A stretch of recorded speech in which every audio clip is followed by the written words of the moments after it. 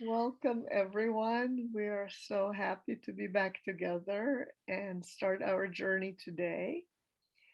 And before we jump into what our next element of life, element of nature, has to offer to us, we feel like maybe valuable to check in and see what you have from the last class and anything you'd like to bring in and build upon, because there is certainly a cumulative effect from meeting all of these different ways of being that each element of nature represents.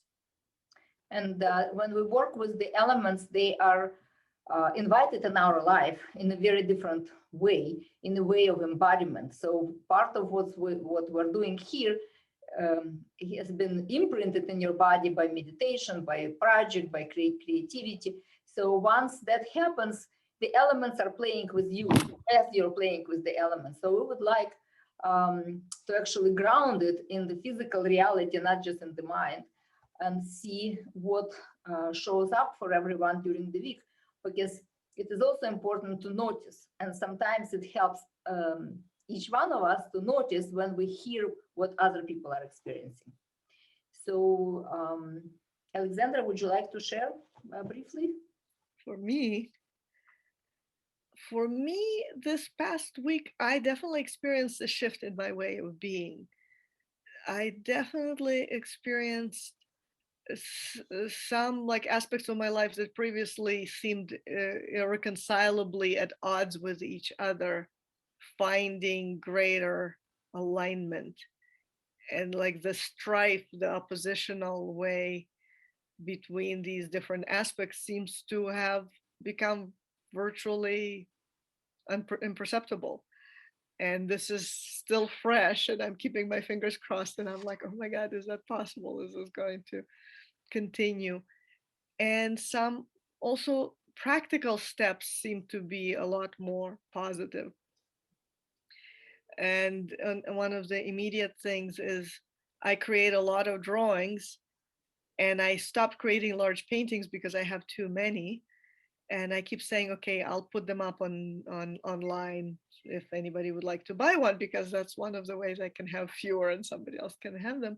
And literally last week, we connected with somebody who's building a website for local artists to have an online storefront where he is creating all the infrastructure. All I have to provide is the images, and he's going to walk me through all of it. And it's like, oh my God, could it be that easy? It's something I've been talking about for a very long time. So this is kind of an immediate effect, which like I couldn't have expected. That's great.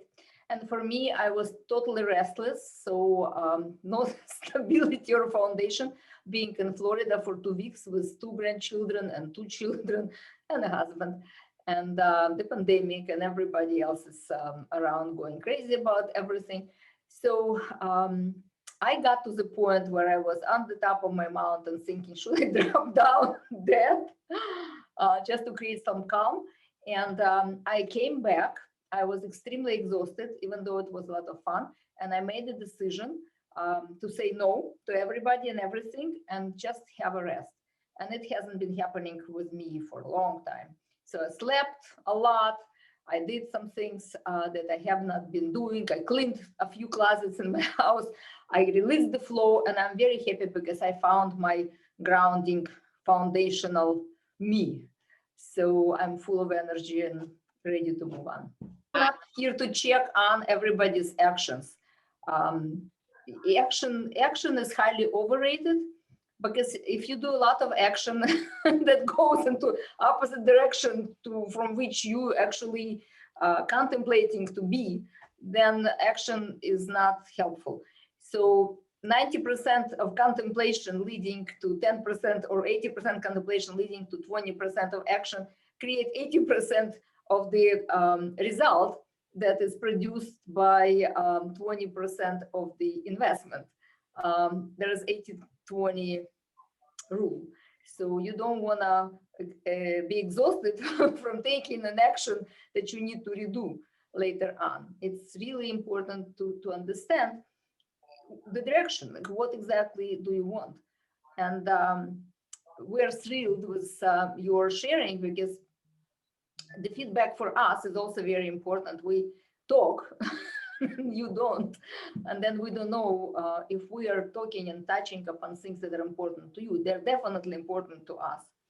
And I would like to kind of encircle us all in that red thread. This is for me, is the symbol of creative blood connection, intentional creative union of the people who are here for the same reason. And for everybody who's joining this class later on, we have a lot of people who signed up and they're looking into recordings because life is really crazy and busy right now. So for everybody, we hold that intention that everything that's happening with you is happening for the for your progress, for your speed, for your flow, for your direction, for what you need in this life, not what everybody else is sharing. Everybody else is the framework, and you're the diamond, and we are the frame for that diamond. And we help each other polish our facets because sometimes we overlook our own sparkle and shine. So as you share, not only that you ground and embody the energy within yourself, but you also kind of lend a hand, a polishing hand to polish somebody else's stars. So for that, we're very grateful. And if you're listening to our class later on, please do not hesitate to share, to text, to send us a Facebook message.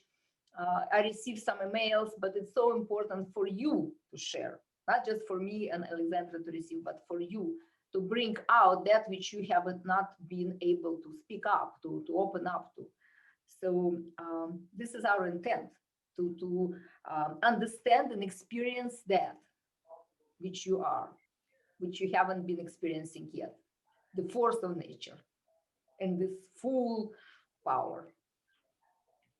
And we are certainly, or I guess I'll say for myself, I'm certainly yearning to create a cumulative effect.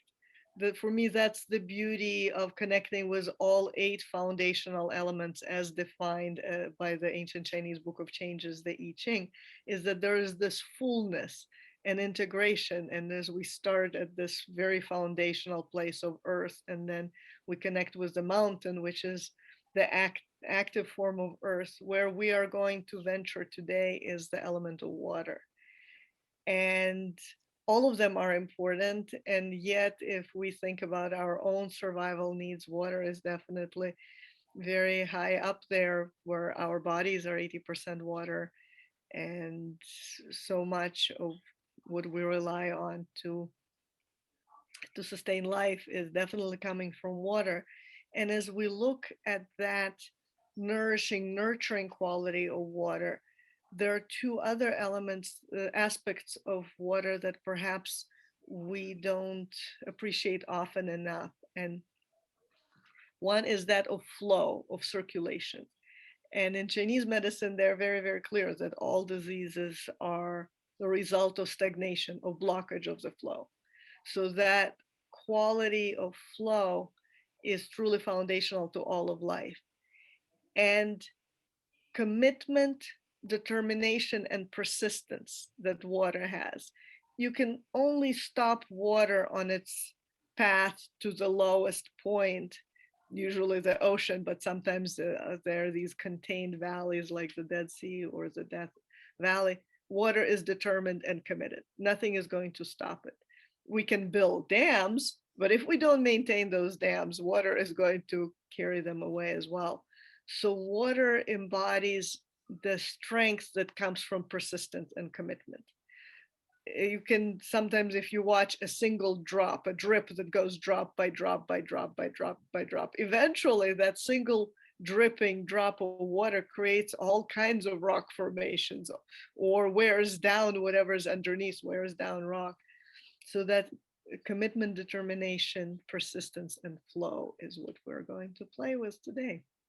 Absolutely. And also, I brought in this painting because I wanted to talk about 2 very important ideas connected to the flow.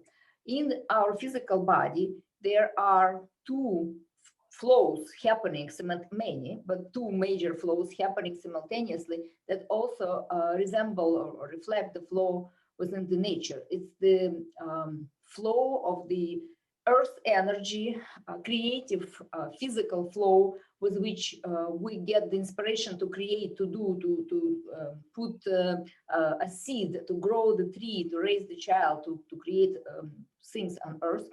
And this is the flowing up, it's the process in which we grow. And then there is this calming flow coming from above, the flow of inspiration, the flow of understanding, connection to the higher realms, cosmic ideas. And this flow is actually more meditative and contemplative. And some people find themselves in that flow, down-going flow, meditative, contemplative flow. When we contemplate what we want, we dream, we daydream, we create ideas, and we never get to them. Because this flow creates a particular energy within the body. It's a very pleasant energy.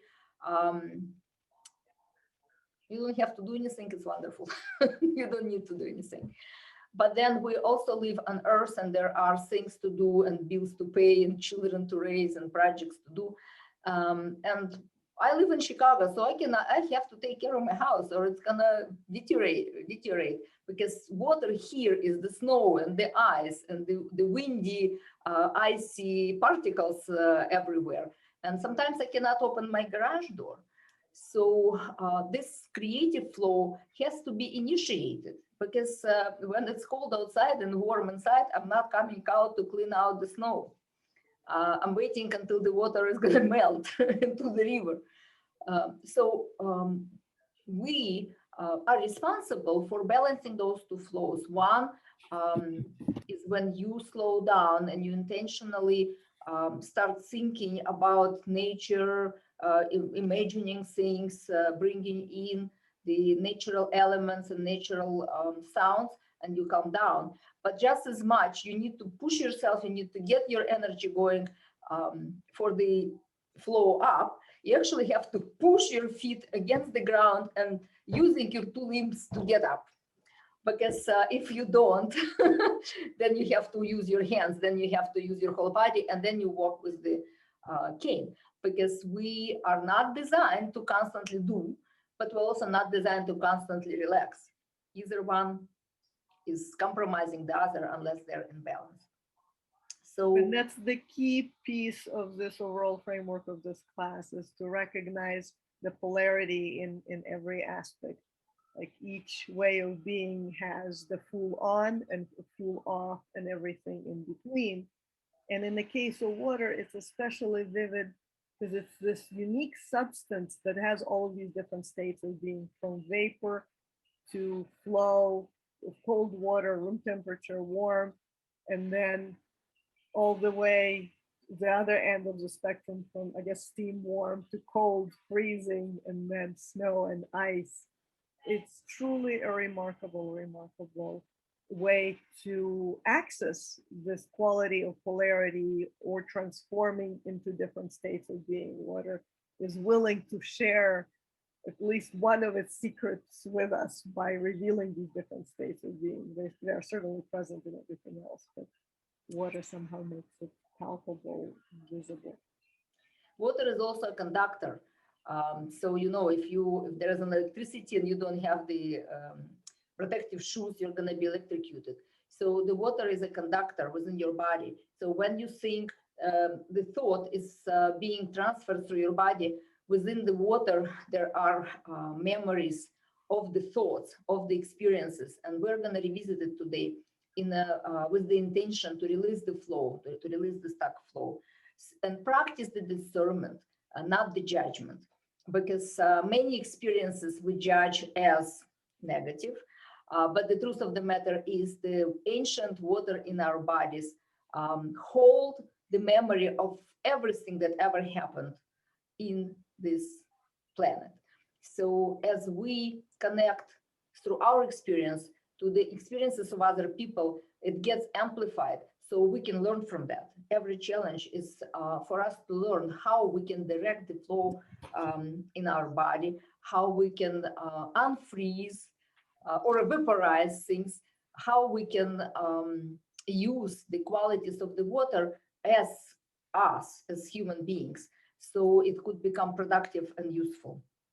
And experience what it is to have a persistent movement, what it is to go, to be unstoppable no matter what, to allow yourself to go for it, even if it's scary, even if it feels like it's impossible, even if you think that this is the last step in your life.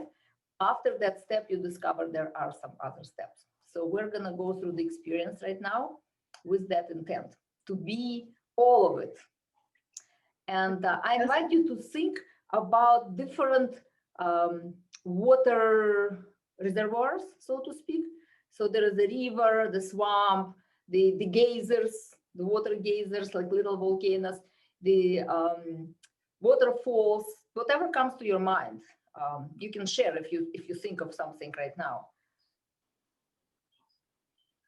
Yeah, what's your favorite way of connecting with water, or which way of water in nature tugs on your imagination? And you can, yes, go for it. I really like bogs. I like the bogs because they're pretty interesting. In the summertime, they have all, at least up here in the north, like especially like in northern Wisconsin, I've been to like a lot of bogs where they have, like the pitcher plants and and cranberries, and it's such an interesting, really like interesting conifers. And if you go there in the winter time, you can snowshoe over the bog, and you just get to see so many neat things that you wouldn't ordinarily get to see. And it's, I don't know, I like the diversity of plant life in the bog. Wow. Yeah. I actually just came from Florida. I haven't visited this time, but before, mangrove, the area where you have the water and the land kind of meet and mush together. It's also very diverse. You just reminded me of that. Yeah. So just think about places you visited with the different names, which I might not know, not being an English speaking, native English speaking person, but maybe you know. Because I'd like for you to actually use it as we go through the meditation. Okay, would you like to start, Alexandra? The best tool we have for expanding what's possible is our imagination and connecting all the different layers of being. So as we start in our meditative journey, you might choose to gently close your eyes or just lower them or just soften them. I actually sometimes like to do meditations with my eyes open, but just wide angle vision. So closing might be the easiest. And for this particular meditation, I feel that sitting still might not be the best way of being. Maybe gently swaying and feeling the flow of energies through your body, whatever seems right for you in this moment, as you relax and sink into the floor and feel both heaviness of your physical body and lightness of your spirit, of your thought, of your feeling. And slow down your breath. Allow yourself to gently exhale and gently inhale. Don't push yourself, just whatever type of breath comes naturally to you. Just notice the gentle flow. And just breathe. And imagine you're lying on your favorite riverbank, or maybe it's besides a bog or a lake, maybe one that you have visited before, or that you might have never been to but would love to visit. You hear the soft gurgling of the water, be it lapping of the waves or the current over the rocks. And you listen to this sound and you feel it calling you to step into these safe waters. And you move closer to the edge to see the water sparkling. It shines and moves gently and smoothly. And it invites you to come closer and closer. And look how clear it is. And you can see the flow and the rocks on the bottom and the gurgling of the stream. So you decide to accept this invitation. And you sit down as close to the edge as you can. And then it keeps beckoning you So you slowly slide your feet into the water. It's pleasantly cool and refreshing. And you feel the sensation of water trickling over your skin. It's gentle and soothing. The soft rays of sun touch your skin, and the river is touching your feet, and you feel safe, settled here, and breathing gently. Whatever breath comes naturally to you, no need to change it.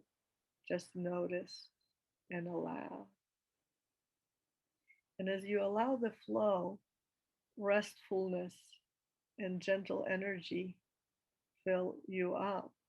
And in your imagination, in your mind's eye, you allow yourself to follow this flow and actually take a step, stand up and take a step across this shallow pebbled bottom of this body of water, and feel that the bottom is supporting you and the water flows calmly around your legs and tickles your skin. And together, supported by these elements, you're able to walk steadily, and you feel beckoned by a sound further along the river, and you slowly take step by step. You can't move in water as fast as in on the ground, and the sound becomes louder and the river becomes fuller. And you realize that there is a bit of a plateau and an edge, and you walk closer and closer, and you're feeling stable and steady. And at some point, you're able to look over the edge and discover that water is actually going over the edge. There is a waterfall that's right in front of you, and you can see the very calm upper plateau all of a sudden shifting into this tremendous flow downwards. You feel excited and surprised. Now you see the invitation is quite bigger than what you have imagined. And you can almost hear the river saying, remember when you were a child, you always wanted to fly. Come, wash off your fears, glide down the edge, rounded and safe. Open your arms and fly in the mist as if you are one of the diamond drops of water. You will be supported. Trust the wisdom of the water. Trust the wisdom of the current. Let it happen. Commit to take the first step. It'll be okay. You are okay. You are free to flow with me. Take a deep breath. And with your eyes and arms wide open, you slide and feel the fast current carrying you along. Exhale. You're okay. You did this. Falling in the myriads of little drops. Feel the free fall, free of weight, free of waiting. The river flow takes you all the way down. Splash. You are landed safely into the turquoise reservoir at the bottom. What a journey. All it took is the commitment to try. And you are here. The new place, a magical pool on the other side of your leap. The water in the pool is surprisingly calm and reflective. You're opening to the twinkling light that moves through your body, illuminating the flow and eddies within you. Breathing deeply, you begin following the sparkling blue light as it shows how the water moves within you. You relax and focus on this flow. Deep breath in and deep breath out. Now imagine scanning your body using the soothing blue light. It moves from the top of your head down to your face, the front and the back of your head, all the way to the toes. As the blue light moves, notice where the flow seems interrupted or blocked, or where the water is not moving freely within your body. Take a mental note of that as you're moving all the way down your cheeks, your ears, your mouth, through your throat, the back and front of it. Notice how your shoulders are feeling, how the flow is there. Moving all the way back, noticing the flow within your back and front of the body, through the chest, through all the organs, all the tissues, going down to the stomach area and the hips, and all the way to your knees, noticing where the flow is being interrupted. Are there any eddies, swamps, where the river of light is flowing freely, and when it gets excited, floating or falling down, how does it look within your body? With your attention, move down through your legs, your feet, your toes. As you look and notice, the images and words might come to your mind. Honor those memories. Those are just information that your body is sharing with you right now. Receive it without trying to fix or relieve any of those hard moments. Those are just the pictures from the past, stored in your inner album.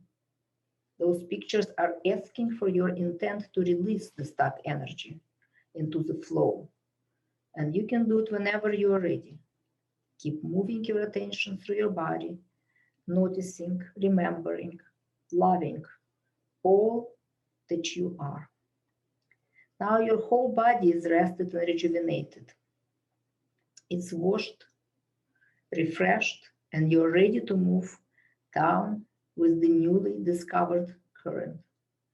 The water further ahead is clear, and you start swimming, leaving the pool, following the current. In a few minutes, the water becomes shallow again, and you can stand up. Feel the soft pebbles under your feet. You feel safe and secure. All the memories that were washed and rejuvenated in the pool are your memories. They will help you heal and release all the stuck energy. But wait, there is something small glistening in front of you. You watch the water gently follow around it. As you look at this object, you feel giggling happy. That's funny. What is that? This small object makes you feel joy of life and inspiration to live fully every moment of it. As the clear water rolls over it in a river, it awakens the flood of wonderful memories in your mind. It feels safe and attractive, so you reach your hand into the cool, flowing water and retrieve the object, holding it safely in your palm. Now, you move slowly to the bank of the river and lie down in the soft green grass, happily looking at your found object. It looks magical and feels nice in your hand. You can even ask, what do I need to restore the flow, to open my body, my life, to more well-being? And see if you receive any answer. On the top of your object, there is a little button that opens it up. Inside, you find a special message. You can lay here for a while on the side of the riverbank and listen, look, feel the messages of this little souvenir from the river. Feel the happiness in your body. Enjoy this gift for a while.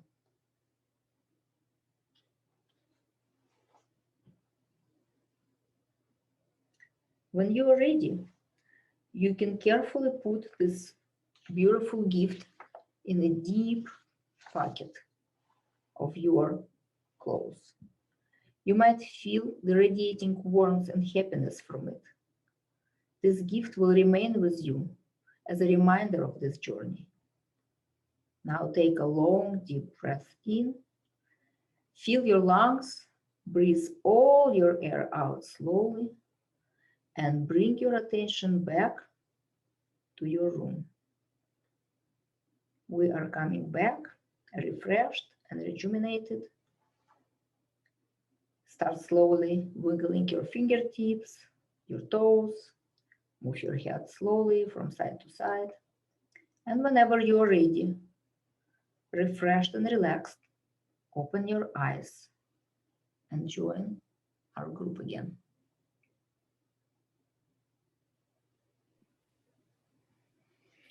So now, with all the information that you've gotten from your journey, I invite you to send an intent, the intent to heal, to restore, to expand any area of your life or any physical area of your life or any emotional, mental part of your life, and use the magic tools that you have to restore the flow, to change anything you want, to reframe anything you want.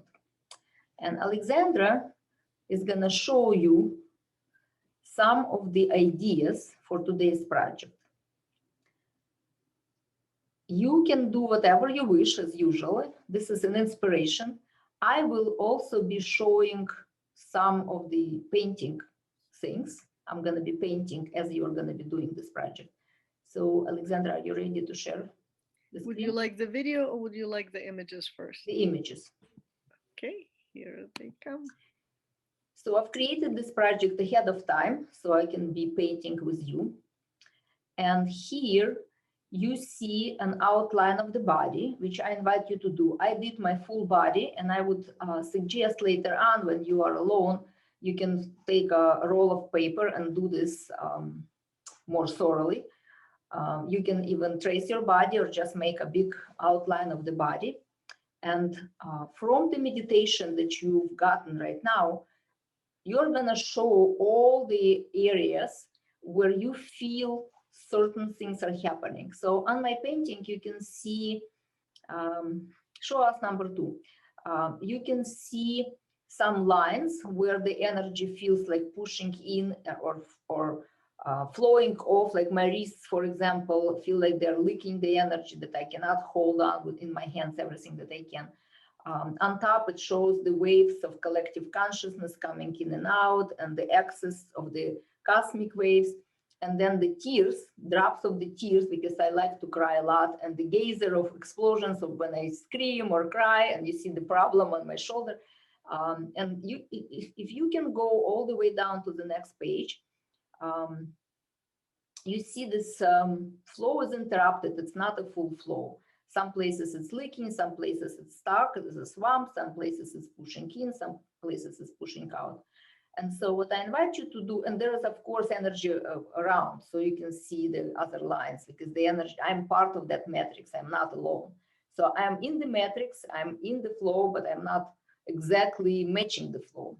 So what I did then, I took the paint and I made the flow, the river, move more fully and freely. I added some purple as the intuitive knowing, so I can draw from collective consciousness only these, which I intuitively attracted to and connected to. And I created the sea of tranquility in my chest, and I added more water in the sacral chakra, more flow all the way to my toes. You can continue moving. So now you see the tears are no longer so present because it's part of the flow. I'm accepting myself as I am. And there is some sunshine. I felt that my chest cannot be so much water. It felt like I want some air and sunshine. And let's move on to the next one. So you see the legs are much stronger now with all the energy present. And then I discovered that there is still leaking. Parts of me is still leaking. So what I've done next is, you see, I use the yellow, the sunshine, because water for me is like lunar energy. So what I've done is I add the sun energy to dry up some of the leaking points and seal them, and then add the river of light to the river of water in my body, and also connecting to the energy of the sun from the top of my head and down to the throat, so the whole body feels much more integrated. And then I step away and I look at that, and I still didn't feel that I'm completely within the matrix. Let's just move to the next one. So what I've done at the end, I felt like my body cannot just take in the energy. I also need to share the energy. In order to be in the flow, I wanted to feel that exchange. And so the exchange happened, number 9. Yeah, the exchange happened here where the sun is coming in and also emanating from my body. So when I added this auric field around my body, I felt like I'm integrated within the greater flow, while my body is receiving enough support and also allowing myself to be just the way I am, but not feeling that I'm sick or broken or low energy kind of person, that I also have enough to share with the world. So for me, it was pretty revealing. I didn't expect that. And I put everything, I'm 62-year-old, so I put everything that happened in 62 years in this body. And it was great to accept all of it as my flow and how I can connect those pieces. So I'm going to be painting for the next part of the class. And if you want, we can share those images on the screen if you want to, or I invite you to do your own. Don't really even think about doing what I'm done, because you might have different colors. The flow does not have to be blue or yellow. It could be any color you wish. In fact, colors are very healing, and every color that you imagine is your own color. So my blue is not your blue, and my yellow is not your yellow. So when you think of that process, use the color that comes to mind, and also know that in your mind there is extra color that you're not seeing because you're in this world and your mind is in the cosmic world. And all of those colors are complementary to releasing the flow and restoring the well-being. And we have a video for you of Svetlana's project. So there will be a way, something to refer to if you want to do a larger version of this. But for now, just work on whatever size paper you have, create whatever, or canvas, create whatever doodle comes to you as you contemplate the flow of energy in you and through you and around you, and how it all just continues flowing. Even the sickest person, as long as they are living in the physical body, they are in the flow. So all of us, as long as we're alive, we are in the flow. So portray it in whichever way comes to you, and imagine that there is an opportunity to do a larger full body one after the class. So Alexandra is going to put the inquiries that you can contemplate as you're doing this in the chat, but the idea is that you want to kind of see and notice and acknowledge the body of wisdom that you've created up to this point, and also notice what interrupts your flow and how do you respond to this boulder. Do you create a problem, a physical problem? Do you create a mental, emotional problem?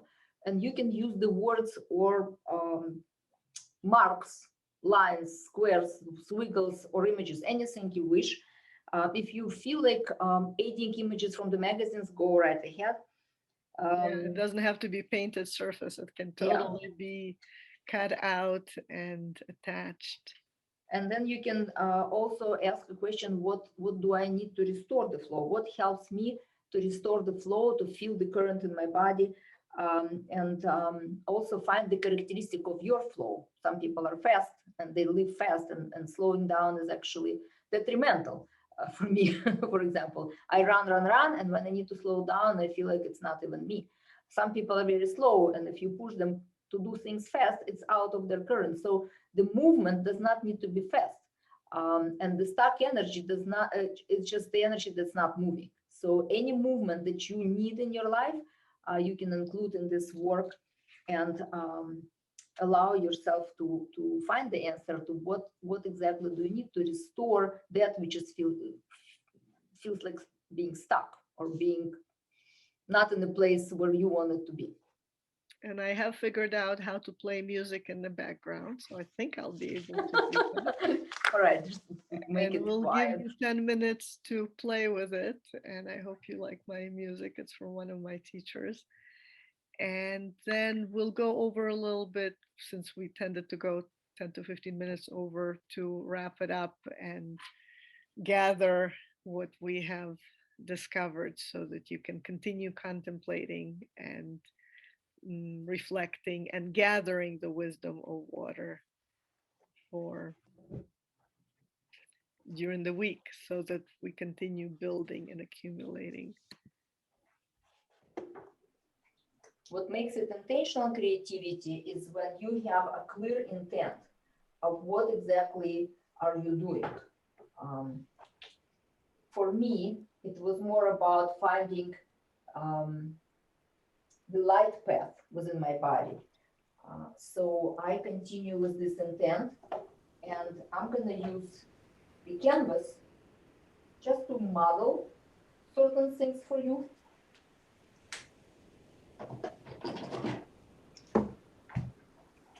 As I promised, I'm a master of mess.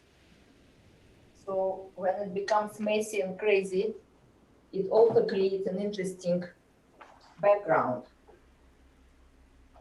which is me or you. Each of us, we are the background of our life. So when we acknowledge that, when we include everything that we are in our work, in our painting, that's where the interesting things can happen.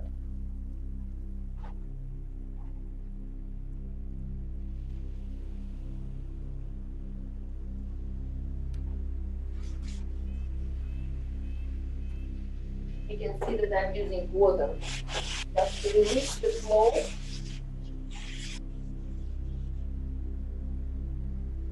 Want to know how I got there? It's in the very first pre-class, before we started the class.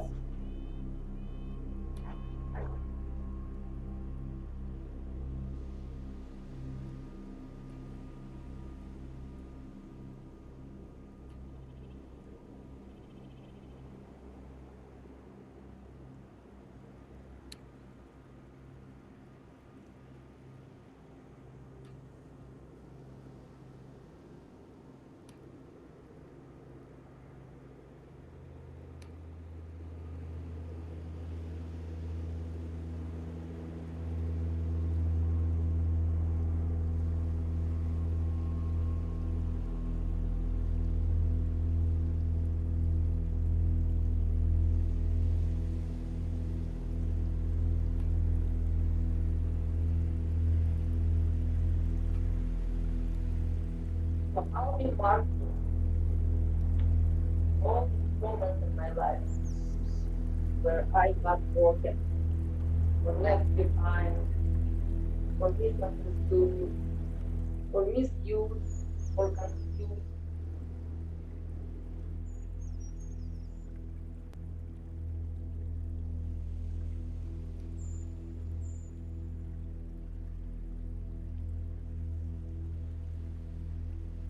Some dots.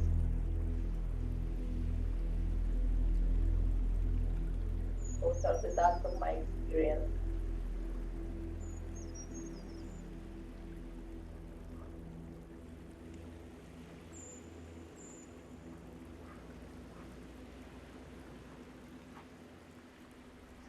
I'm gonna put some spirals. Those spirals are my way out. I got out of those situations somehow. I survived.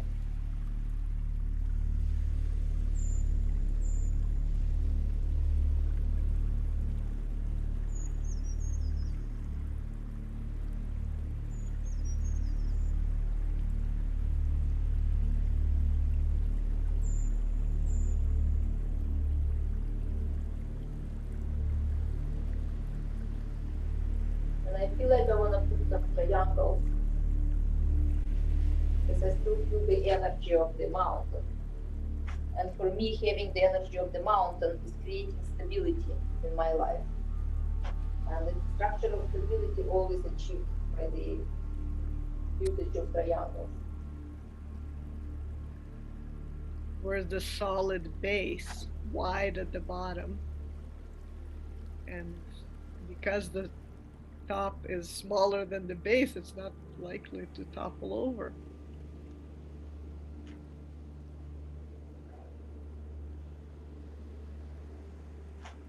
And it feels like 3 of them in each place makes sense for me right now because it creates the relationship. Me, something I've created, and how I relate to that. As every experience was part of my decision.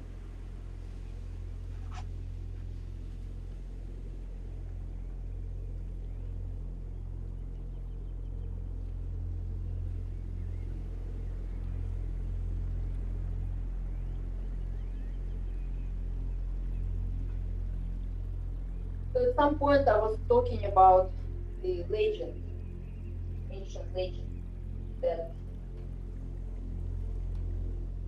there is a big stone, Alatar stone, that is the beginning of the foundation on which the temple of light has been built, connecting to the heaven, between the earth and the heaven. And the stone is the god of timelessness. It doesn't move, it sits still, it holds the space, it never changes. And always by that stone, there is a river of time. The river of time is what we create. This is our experience, the river of experiences that we create in our life, the choices that we take. So this is the river of time. I'm just marking it and I'm releasing the flow.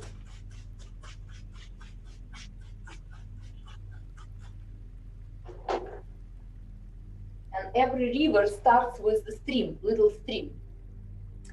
And there is a translation into Russian language is the key, ключ. I don't know if it's stream. The ключ is the stream. Bubbling spring. Bubbling spring. So, but the way it sounds in Russian is like a key. So you open the flow of the river of time with that key. So there is a little stream by the stone that releases the flow and it goes and moves and the river becomes bigger, bigger and fuller. And our experience of life creates us. We are that.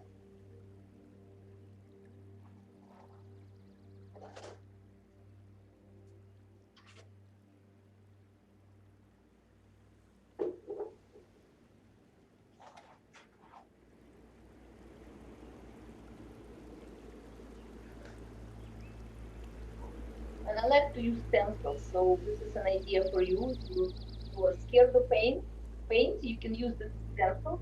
I'm going to use the shell because for me, the shells are telling the story. You hear the shell, the shell, it will tell the story, the water.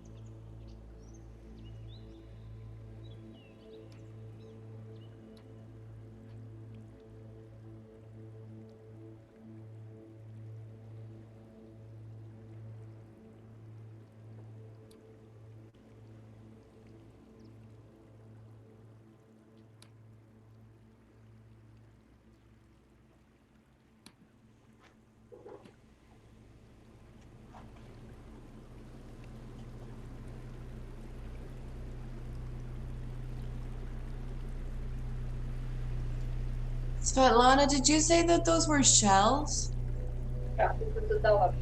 Oh, a shell. Yeah, that's what I thought. It's kind of hard to tell from the distance. Thanks.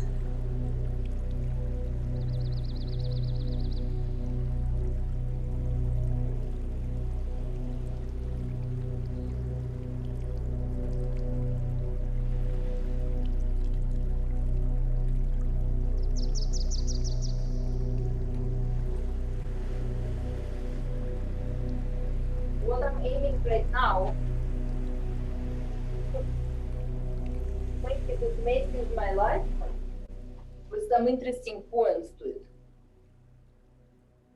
So if you don't know how to paint, it's a really great way to create an intention that everything matters, that everything has a meaning. And as you move through your painting, the meaning will come. It will stimulate your creative juice to see the meaning in it. And I should choose certain areas to integrate whatever is there already. So for me, this practice is restoring the flow, because right now I'm not worried about what will show up at the end, how it's going to look like. I'm just looking for interesting pieces in this messy canvas that I want to kind of outline for myself. And it's so easy to get trapped by the idea that intent might be to create a finished piece. And I highly recommend to let go of that intent and instead, at least the one that works for me, is to be in the flow, to allow for something to come through me. And quality of the output, that's something that I'll worry about later. Because again, paper is cheap, canvas is cheap. We can just allow the flow to come through and to reveal whatever it is that it needs to reveal to us, trusting that it will give us what we need. And if we want to create something beautiful, we can polish it later. Oh, it will be beautiful. Each painting I create is very beautiful. It just takes time to ripen.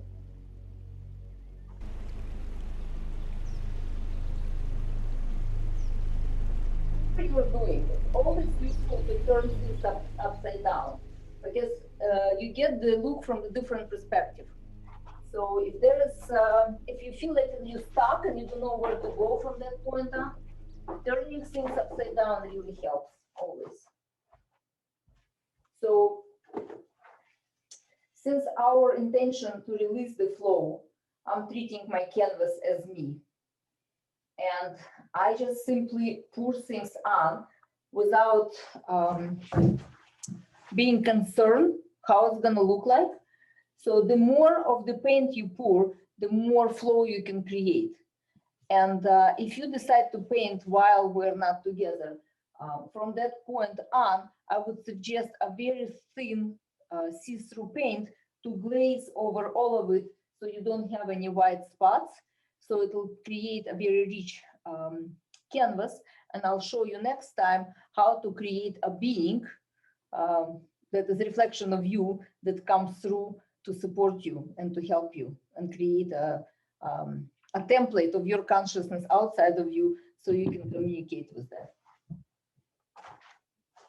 And we'll certainly send you a snapshot of the work in progress so you'll be able to take a better look at all the different stages. But I guess the main message is allow it to flow. Don't be afraid to spoil it. Don't be afraid that it will not turn out, because it always will. And even if this one were not to turn out, then the next one will. Or maybe even if it's the fifth one that will, it's all equally good. It's flow. I think it's already beautiful, right there. That's true. And another thing that I always recommend is to take a picture of your work. When you take a picture, whether you do it on a paper or on a canvas, as you take the pictures, you can see the progress, because I usually go way beyond the best picture.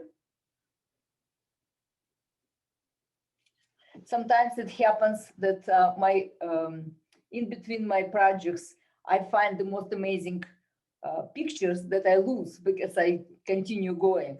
So at least you can print it for yourself because sometimes they reveal a lot. And use it as an inspiration for the next one.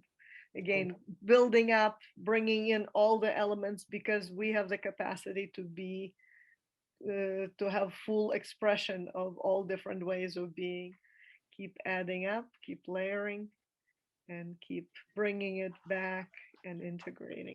And to close up for tonight, let's just share what each one of us has gathered. And I don't know who should start. Whoever is the bravest. I guess I can start even though I was not painting, but for me, I definitely feel there was flow. All the technical pieces worked, all of my computers have communicated, the music seemed to have worked smoothly and added an added dimension. So I feel aligned and very, very grateful. Me too. I feel very grateful for your support and ability to keep the flow with me. We are very different and yet we're very similar in how we work. And as I'm doing this, I feel that my fears of being an artist or painting well or whatever very rapidly disappear. And I cannot care less about what happens because I know that as I enjoy myself, the joy comes into this, and then the joy comes back to me from the painting. So I have a question. One of the things I struggle with as I'm connecting to being creative is the self-judgment of, you know, my proportions aren't right, or, you know, like there's just like this chatter. And so is there something that you do to get rid of that chatter? I truly believe that you need to have a very clear intention. The judgment comes from somebody else's intention playing in your head. It has to be this way, not that way. I have not been trained as an artist. So when I paint, I don't know how to mix the colors. You can see I have no idea. And I purposely not studying that because for me, study needs to be intentional. If I want to create something that's perfect for outside eye, I need to follow an outside standard. If I am to sell my fine art, which is the whole big other thing, then it has to be visually pleasant, which is you follow the golden medium. You make sure that everything is aligned and everything proportionally, you know, 68:32 ratio and everything else. And if I'm not doing that, I'm using my intuition. It might not look okay while I'm doing that, but my eye knows what feels pleasant to me. So I will create an outline and face of the face, for example, or whatever, and I will change it as many times as I need to make it pleasing to me. So that I'm not judging myself against a particular standard because I'm not trained to I don't have skills to create that standard, and that's not my intention. My intention is this: I want to find out some things about me, or I want to release certain things, or I want to change some things. Like my daughter was going crazy and having all kinds of strange boyfriends, and she was 30 something, and I was like, ah. So I created a painting. That painting had her cat in it. It had a baby in it. It had a husband. It had everything in it. And my daughter was talking to the universe. I'll show you a painting. And within 1 year, she got married. She got a child. She got the business. She got, you know, going. And I'm like, But I'll show you a painting in a minute. It doesn't have any standard to it. Or, you know, I recognize my daughter in it. But, you know, if you look at my daughter in that painting, you would not recognize those two. I would say my answer would be that there are two different tracks. One track is like what Svetlana was talking about, within some outside standard. And in our culture 100 years ago, like 150 years ago, there was a very clear idea of how art supposed to look like. And people had gone to art school for 5-10 years and then would apprentice to a master for another 5-10 years. So that look was the result of this very strict process of how you arrive there. And it's still available to somebody who wants to develop that level of skill. You would copy old masters. You would draw from live model.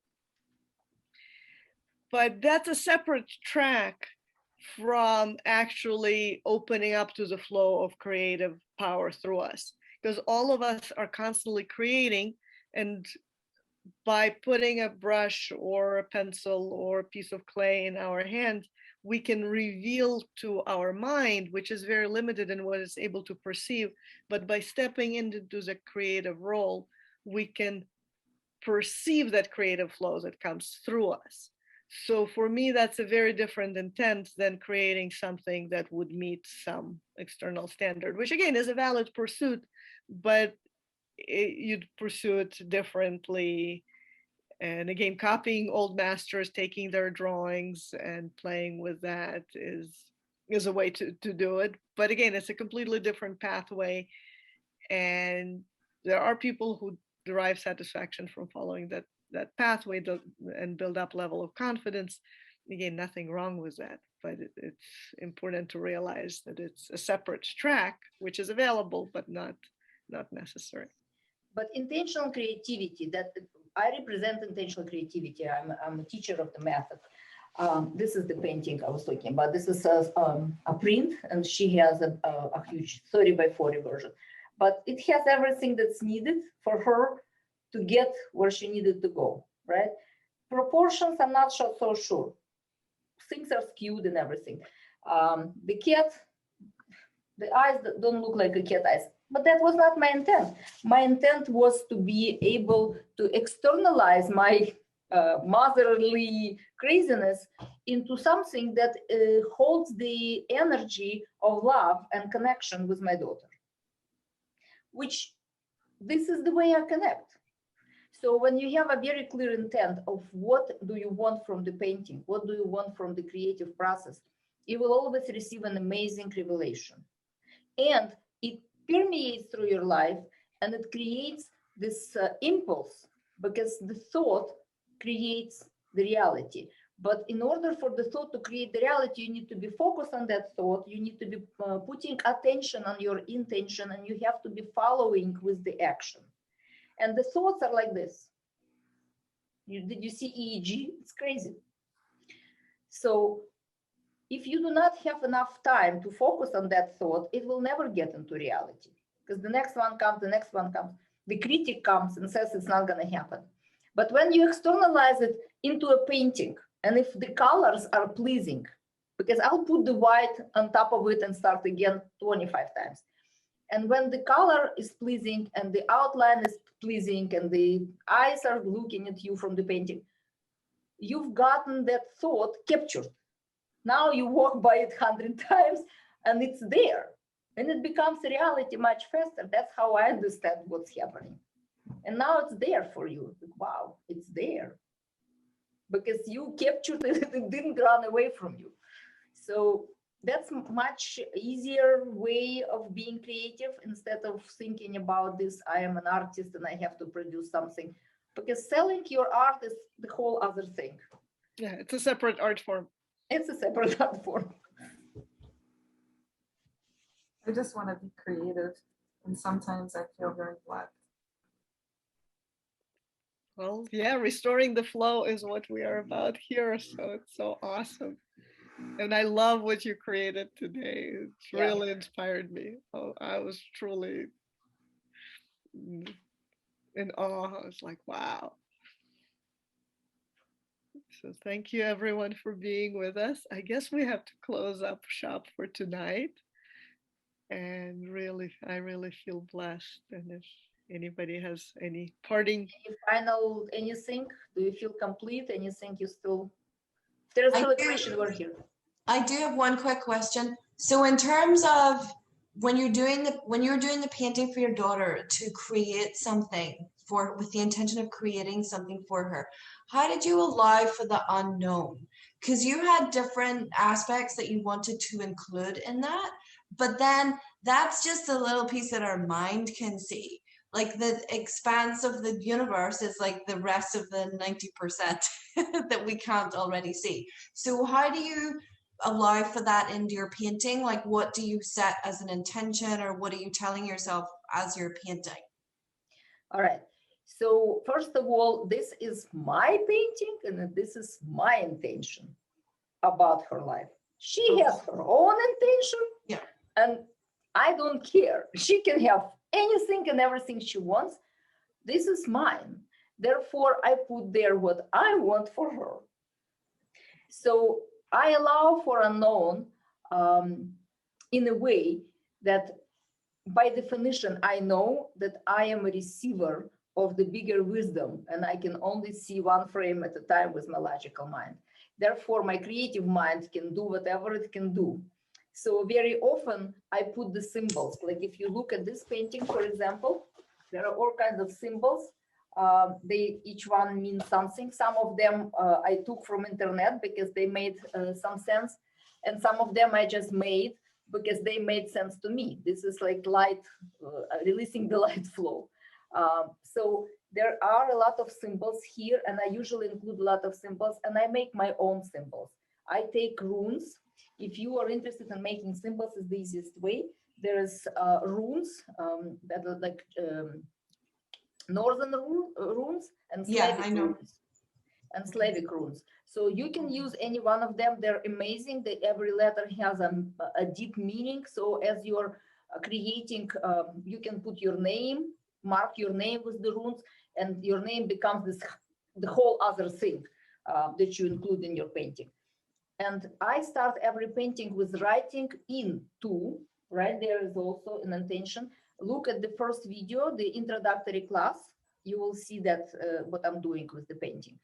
Because I took everybody who was there, whatever intention, whatever stories they had, and I put everything there with the marker, and I wrote, let me understand, let me be of service, let me be of service while I'm also of service to me. So that's what's happening. I'm receiving from you and you're receiving from me.